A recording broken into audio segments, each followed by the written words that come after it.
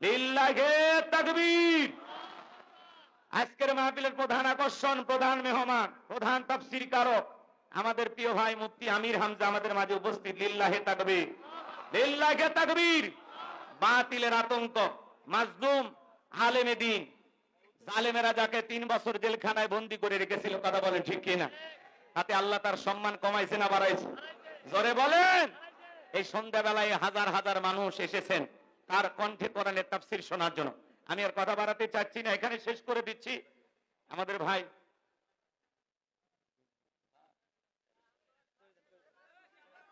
বাবা বস, ঠিক আছে ঠিক আছে, অস্থির হয় না, এদিকে খেয়াল করেন। রাগ করতেছেন আপনারা? তাহলে শেষ আয়াতের শেষ কথাটা কি ছিল আমি 1 মিনিট পরে বলতেছি, এদিকে খেয়াল করেন। আমাদের জানমাল সবকিছু কুরবানি হবে কার জন্য? আল্লাহর জন্য সবকিছু কুরবানি করতে রাজি আছেন তো ইনশাআল্লাহ? রাজি আছেন তো ইনশাআল্লাহ? যদি কখনো ডাক আসে প্রয়োজনে বিবির কাছ থেকে বিদায় নিয়ে, সন্তানদের কাছ থেকে বিদায় নিয়ে, মাথায় কাফনের কাপড় বেঁধে আল্লাহর এই জমিনে আল্লাহর দ্বীনকে প্রতিষ্ঠিত করার জন্য কারা কারা বুকের তাজা রক্ত দিতে রাজি? 2 হাত তুলে আল্লাহকে দেখা। লিল্লাহে তাকবীর। হাত টান টান করে তোলেন। ওই যে মাঝে মাঝে হাত দেখা দেখা যায়, 2 হাত সোজা করার শক্তি না। আপনি পুরুষ মানুষ, দুধ, ডিম, ভিটামিন, ক্যালসিয়াম মাঝে মাঝে কিনে খাবেন, একেবারে দুর্বল হলে চলতে পারবেন না। সোজা করেন, সোজা করেন। আমার আল্লাহ রাব্বুল আলামিন বলেন, ইন্নাল্লাহা আশতারা মিনাল মুমিনিনা আনফুসাহুম ওয়া আমওয়ালাহুম বিআন্না লাহুমুল জান্নাহ। সূরা তাওবার 111 নম্বর আয়াতে আল্লাহ রাব্বুল আলামিন জানিয়ে দিয়েছেন, নিশ্চয়ই মুমিন বান্দাদের জান মাল আমি আল্লাহ ক্রয় করে নিয়েছি, বিনিময়ে দেব জান্নাত। বলুন সুবহানাল্লাহ।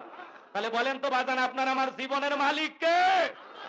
এই তারা সিরাজগঞ্জের যুবকেরা ভালো করে বলো তো, এই জীবনের মালিক কে? প্রেম করবার প্রেমিকাকে পার্কে নিয়ে যা ডায়লগ দিবা, এ জীবন তোমার, তুমি শুধু আমার। ওরে হাইব্রিড যুবক, এই জীবনের মালিক কে? আপনার আমার সম্পদের মালিক কে? আল্লাহর দেয়া জীবন, আল্লাহর দেয়া সম্পদ আল্লাহর পথে খরচ করতে রাজি আছেন তো মুসলমান? রাজি আছেন তো ইনশাআল্লাহ? বাম হাত নামান, শুধু ডান হাত তুলে রাখেন, শুধু ডান হাত।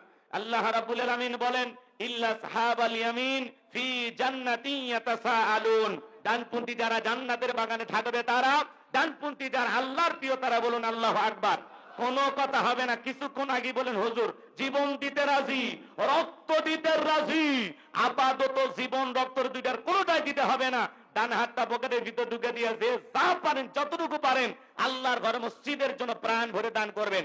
আল্লাহর ঘর মসজিদের আগামীকালকে ভিত্তি স্থাপন করা হবে, কাজ শুরু হবে। যতটুকু পারেন সহযোগিতার হাত বাড়ান। ছেলেবেলে কই আপনাদের? ছেলেবেলে কই? ব্যাগ নিয়ে, রুমাল নিয়ে, স্বেচ্ছাসেবকের দায়িত্ব যাদেরকে দেওয়া আছে বাবা, ব্যাগ নিয়ে, রুমাল নিয়ে, চাদর নিয়ে, যার কাছে যা আছে তাই নিয়ে মাঠে নামো, খেলা হবে। ছেলেবেলে কই? ছেলেবেলে কই আপনাদের? ছেলেবেলে কই? খুব দ্রুত, খুব দ্রুত, খুব দ্রুত করে দিতে ঝড়ের বেগে 1-2 মিনিটের মধ্যে কালেকশন শেষ করে দেবে। এবার এই ব্যাগ নিয়ে তাড়াতাড়ি তাড়াতাড়ি সবাই পকেটে হাত দেন, সবাই নিজের পকেটে হাত দেন। অন্য কারো পকেটে হাত দেওয়া পকেট মারে বলে মার খাবেন না। সবাই পকেটে হাত দেন, সবাই পকেটে হাত দেন, আমিও দিচ্ছি, দেন। নিজের পকেটে হাত দেন, যা পারেন যতটুকু পারেন দেন। আল্লাহ সবাইকে দেওয়ার তৌফিক দান করুন। জোরে বলুন আমিন। আর একটু জোরে বলুন আমিন। আমিও দিলাম, আপনারাও দেন। আল্লাহ সবাইকে দেওয়ার তৌফিক দান করুন। আমার হাতে 500 টাকা, 1000 টাকা, 2, 4, 5, 10 হাজার যারা দিবেন দেন। অনেক ইটের প্রয়োজন। এখানে একটা মসজিদের অবস্থা দেখেছেন, টিনের মসজিদ, মাটির মসজিদ। একটু সহযোগিতা করবেন। এখানে আশেপাশে সবাই অন্য ধর্মাবলম্বী ভাইরা বসবাস করেন। সেখানে আমার মুসলিম ভাইয়ের একটা সুন্দর মসজিদ নির্মাণ করতেছেন। 10-এর লাঠি 1-এর বোঝা। আল্লাহ সকলকে সহযোগিতা করার তৌফিক দান করুন। সভাপতি গণ্যমান্য ব্যক্তিবর্গ যারা আছেন তাড়াতাড়ি দেন, পকেটে হাত দেন, 2-1 মিনিটের মধ্যে দেন, খুব দ্রুত গতিতে। ছেলে পেলে বাবা ব্যাগ নিয়ে, রুমাল নিয়ে, তাড়াতাড়ি তাড়াতাড়ি। আপনারা যারা পারেন পকেটে হাত দেন, আল্লাহর রাস্তে হাত দেন। আল্লাহর ঘরের জন্য বাজান, আল্লাহর ঘর মসজিদের উন্নয়ন কল্পে যে যা পারেন যতটুকু পারেন সাধ্য অনুযায়ী দান করেন। আগামীকালকে মসজিদের ভিত্তি স্থাপন হবে ইনশাআল্লাহ।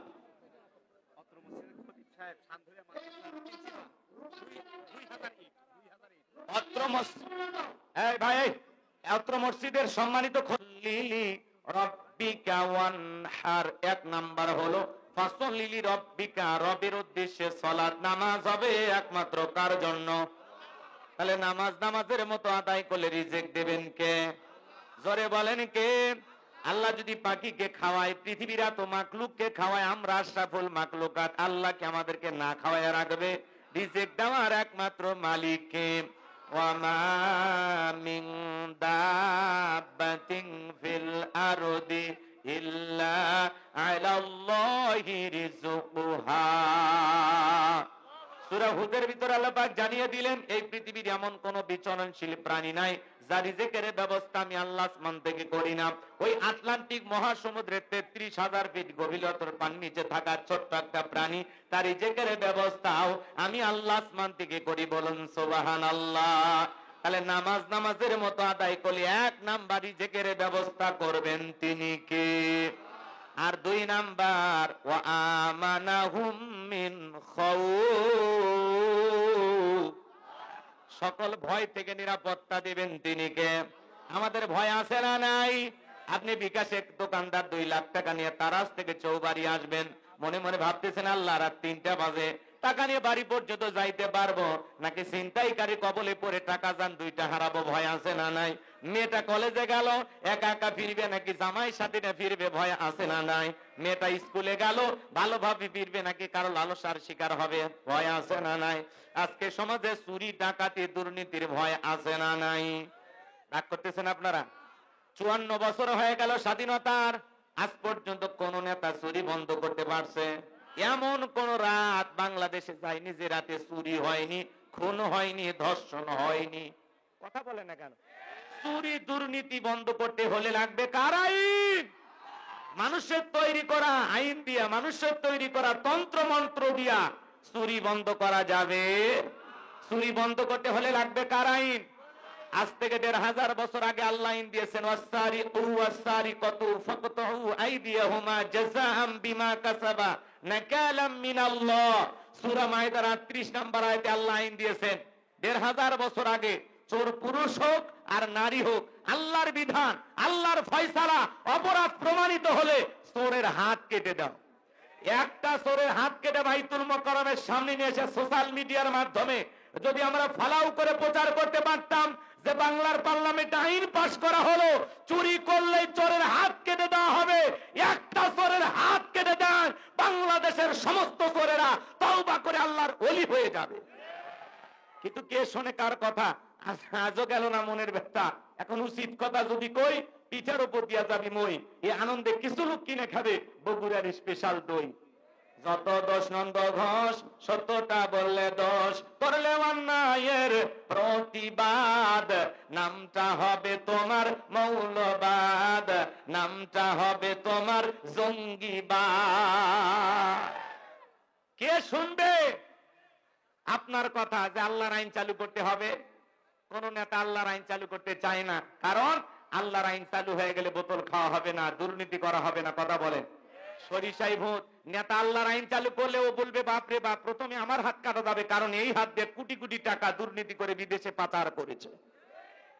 এই যে যারা ক্ষমতায় ছিল 11 লক্ষ কোটি টাকা দুর্নীতি করে বিদেশে পাচার করেছে। কথা বলেন ঠিক কিনা?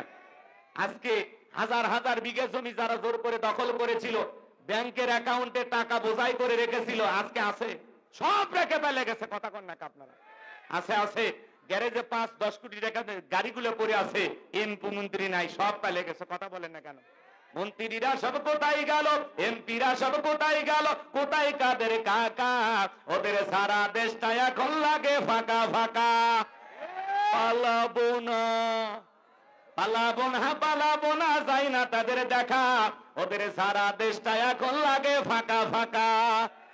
আইন মন্ত্রী আটকে গেল আইনেরই ফাঁকে, দাড়ি সারা দরবেশটারে ভণ্ড ভণ্ড লাগে। শুনেছি ভাই কত নেতা নেত্রী খাইতেছে ভাই ডান্ডা, বিচারপতি কালামানিকের ফাটিয়েছে নাকি আন্ডা। এটা আমার খবর না, মিডিয়ার খবর। এই বিচারপতি শামসুদ্দিন মানিক আল্লামা সাইদি হুজুরকে মৃত্যুদণ্ডের রায় দিয়েছিল। আমরা বলতে চাই ওই বিচারপতি নামের কুখ্যাত কালামানিককেও ওই একই ট্রাইব্যুনালে মৃত্যুদণ্ডের রায় দিতে হবে।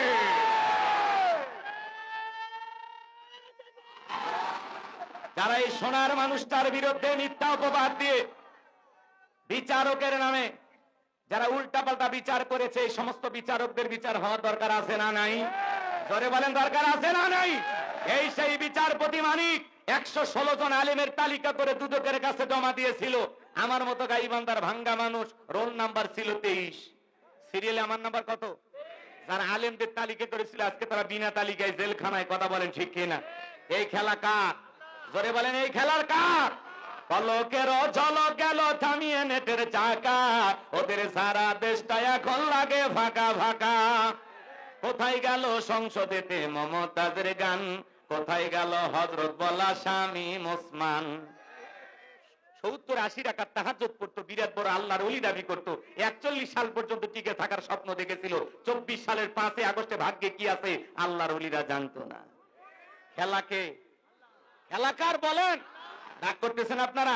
তাহলে ফাসল্লি রব্বিকা ওয়ানহার, রবির উদ্দেশ্যে সালাত আদায় করলে, রবির উদ্দেশ্যে নামাজ আদায় করলে, আর আল্লাহর বিধান দিয়া এই জমিনটা পরিচালনা করলে তাহলেই শান্তি, তাহলেই মুক্তি। লন্ডন আমেরিকার আইন দিয়া আর ভারতের পানি পড়া দিয়া এই বাংলাদেশের জমিনে শান্তি ফিরানো যাবে না। কথা বলেন ঠিক কিনা?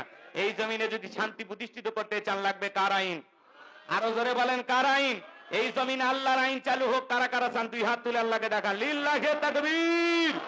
আলা লাহুল খালকু ওয়াল আমরু, সৃষ্টি যার, আইন চলবে সে আল্লাহর। কথা বলেন ঠিক কিনা?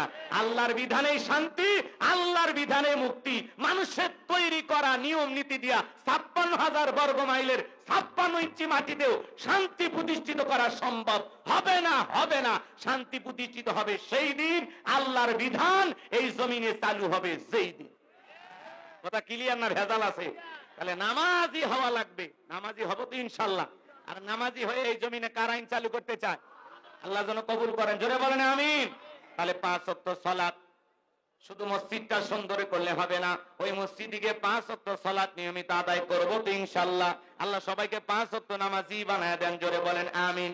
তাহলে হাউজে কাউসারে পানি পান করতে গেলে 2টি কাজ। 1 নাম্বার হলো ফাসল্লি লিরাব্বিকা, রবির উদ্দেশ্যে সালাত। আর 2 নাম্বার ওয়ানহার, রবির উদ্দেশ্যে কুরবানি। কুরবানি হবে কার জন্য? আরেকটু জোরে বলেন কার জন্য? রাগ করবেন না বাজান। ওয়ানহার মানে কুরবানি করা, নিজের আমিত্বকে কুরবানি করা, অহংকারকে কুরবানি করা, নিজের ভিতরে থাকা পশু সুলভ আচরণকে কুরবানি করা, নিজের জানমাল অর্থ সময় সব আল্লাহর জন্য কুরবানি করা। শহীদ আবু সাঈদের মতো মুগ্ধের মতো দেশের জন্য কুরবানি হওয়া। কুরবানি হওয়া মানে খালি গরু ছাগল জবাই করা না। আমরা 7 জন ভাগে একটা গরু কিনি, 4 জন দড়ি ধরে টানে, পিছন থেকে 3 জন ঠেলে। এমন গরু দুর্বল, বয়স্ক ভাতা ওয়াজিব। যেই গরুর উপরে বয়স্ক ভাতা ওয়াজিব, এমন গরু নিয়েছে আর সব দেখা যায়। এমন গাবি জবাই করলে হবে তা সুররুন নাদিরিন, চমৎকার দেখতে হুষ্ট পুষ্ট সুন্দর একটা গাবি জবাই করতে হবে। কথা বলে ঠিক না? কুরবানির ওয়াজ আমি করব না, আপনাদের মসজিদের ইমাম সাহেব করবে। কথাকে বুঝাইতে পারলাম? রাগ করতেছেন আপনারা? যারা কুরবানি দেবেন 3টা জিনিস খেয়াল রাখবেন। 1 নাম্বার নিয়ত সহি। 1 নাম্বার কি? আর 2 নাম্বার টাকাটা হালাল হওয়া লাগবে, আপনার ইনকামটা বৈধ হওয়া লাগবে। আল্লাহ পবিত্র, তিনি পবিত্র বস্তুকে ভালোবাসেন। আর 3 নাম্বার ফাসল্লি লিরাব্বিকা ওয়ানহার, আগে নামাজ পড়ো তারপরে কুরবানি করো। তাহলে আল্লাহর জন্য কুরবানি করতে রাজি আছেন তো ইনশাআল্লাহ? আমাদের কুরবানি হবে কার জন্য? আরেকটু জোরে বলেন কার জন্য?